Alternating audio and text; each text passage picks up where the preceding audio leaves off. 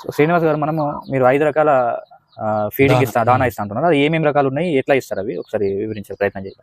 మనకు వచ్చేసి దానా ప్రతిరోజు 2 టైమ్స్ ఇస్తాం ప్రతి ఒక్క బర్రెకి. ఓకే. అందులో ఏంటి అంటే మెయిన్ గా దీని పేరు వచ్చేసి పత్తి చెక్క.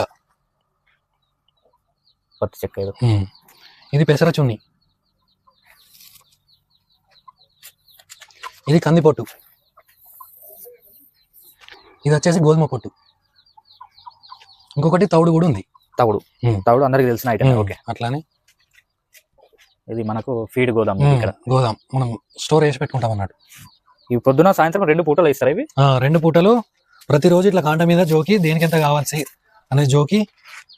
అంటే బర్ల ఏజ్ ని బట్టి ఉంటుందా, సైజుని బట్టి? ఏజ్ ని బట్టి పాలు ఇచ్చే మన ఎక్కువ పాలు ఇచ్చేదానికి కొంచెం ఎక్కువ, కొంచెం తక్కువ పాలు ఇచ్చేదానికి తక్కువ.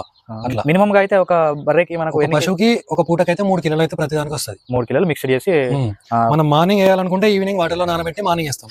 మళ్ళీ ఈవినింగ్ కోసం మళ్ళీ వాటర్లో నానబెట్టి మళ్ళీ మార్నింగ్ నానబెడితే ఈవినింగ్, మార్నింగ్ నానబెట్టుకుంటే ఈవినింగ్ నానబెట్టుకుంటే మళ్ళీ మార్నింగ్ ఒక 12 hours వాటర్లో నానబెట్టి నెక్స్ట్ డే మార్నింగ్ ఇచ్చేస్తాం.